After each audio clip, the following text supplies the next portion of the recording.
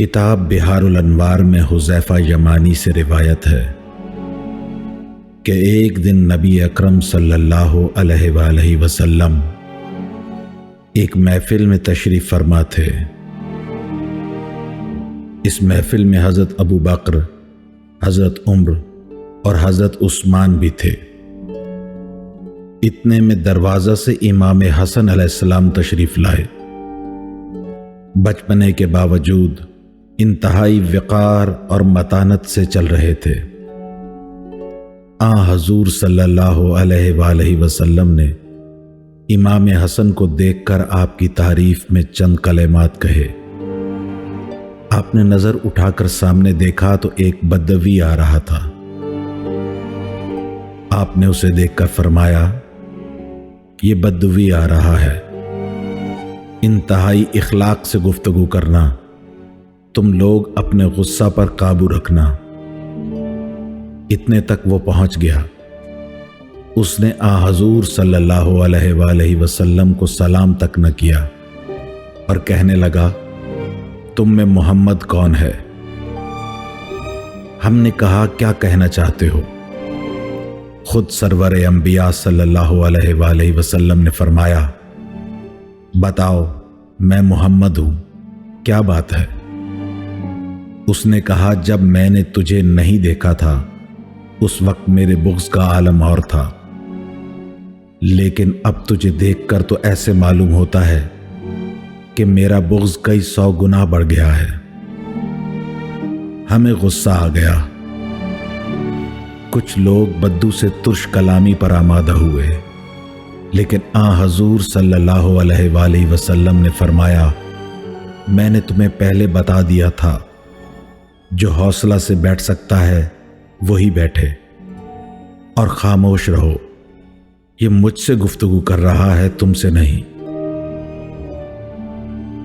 آپ صلی اللہ علیہ وآلہ وسلم نے بدو کی طرف دیکھ کر مسکرا دیے۔ بدو نے کہا، او محمد، تو سمجھتا ہے کہ تو نبی ہے، حالانکہ یہ سب جھوٹ ہے، تیرے پاس نبوت کی ایک دلیل بھی نہیں۔ آپ نے فرمایا، تجھے کیسے معلوم ہوا کہ میرے پاس نبوت کی کوئی دلیل نہیں ہے؟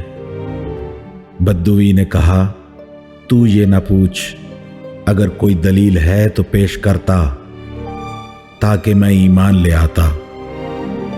آپ نے فرمایا، اگر تو پسند کرے تو میرا ایک جزو بدن تجھے میری نبوت کی دلیل دے دے۔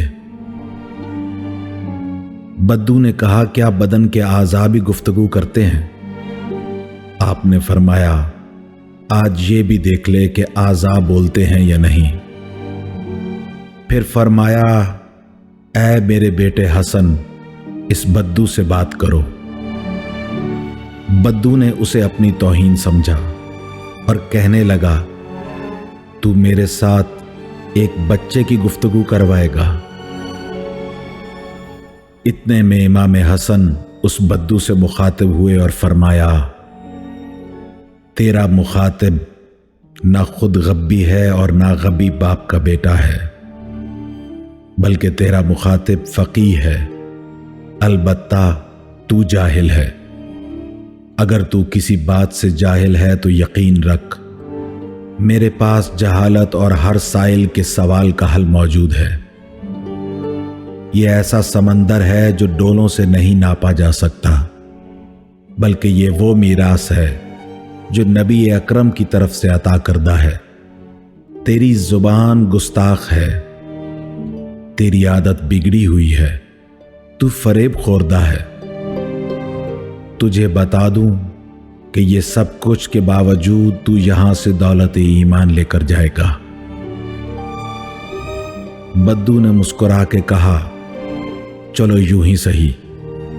امام حسن علیہ السلام نے فرمایا، تم لوگوں نے ایک محفل کے انعقاد کا اہتمام کیا، تمہارے مابین بہت سی باتیں ہوئی۔ تو نے کہا کہ محمد بڑا بردبار ہے، عرب تمام اس کے دشمن ہیں، لیکن تم میں ایسا کوئی بھی نہیں جو محمد سے جا کر انتقام لے لے۔ تو نے کہا میں خود اسے جا کر قتل کرتا ہوں۔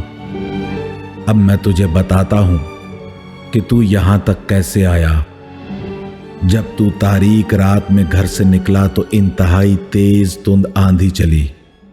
اس آندھی سے راستہ مزید تاریک ہو گیا اور رات کی سیاہی میں اضافہ ہو گیا۔ تو حیران و پریشان ہو گیا۔ نہ تیرے لیے آگے بڑھنا ممکن رہا اور نہ پیچھے ہٹنا ممکن تھا۔ نہ تجھے کسی چلنے والے کی آواز سنائی دیتی تھی اور نہ کہیں تجھے آگ کی چنگاری نظر آتی تھی۔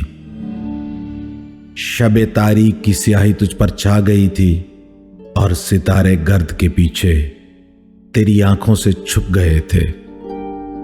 نہ تو کسی ستارے سے رہنمائی حاصل کر سکتا تھا اور نہ ہی تجھے کوئی راہ سجائی دیتی تھی۔ جب آندھی رک گئی تو تجھے پتا چلا کہ تو کتنا بھٹک چکا ہے۔ کانٹوں نے برا حال کر رکھا تھا، ٹیلوں سے تجھ پر لرزہ طاری تھا۔ رات ختم ہو گئی، تو اسی طرح بھٹکتا پھرتا رہا کہ تجھے ہم یہاں بیٹھے ہوئے نظر آ گئے۔ تو خوش ہو گیا، تیری راہ تیرے سامنے تھی، تیرا غم ختم ہو گیا۔ بدو نے کہا، اے بچے، تو نے تو اسی طرح بتایا ہے جیسے تو پورے سفر میں میرے ساتھ تھا اور میرے اندر بھی تھا۔ مجھے اپنی جان کی قسم، جس طرح میرے اندرونی خوف کا نقشہ تو نے کھینچا ہے، اسی طرح تو کوئی میرا ساتھی بھی نہ بتا سکتا۔ یہ علم غیب ہے، تو نے کہاں سے حاصل کیا؟ امام حسن علیہ السلام نے فرمایا، یہ مخزن علم ہی ہے جس کی آغوش میں بیٹھتا ہوں، یہ تو کچھ بھی نہیں ہے۔ بدو نے کہا، بچے، بھلا اسلام کیا ہے؟ امام حسن علیہ السلام نے فرمایا، لا الہ الا اللہ محمد الرسول اللہ، یہ اسلام ہے۔ اس بدو نے فوراً کلمہ پڑھ لیا۔ حضور صلی اللہ علیہ وآلہ وسلم نے حسب ضرورت اسے دین کی تعلیم دی اور واپس بھیج دیا۔ کچھ مدت کے بعد وہ اپنی قوم کے چند اور افراد کو بھی ساتھ لایا جو سب اسلام لا چکے تھے۔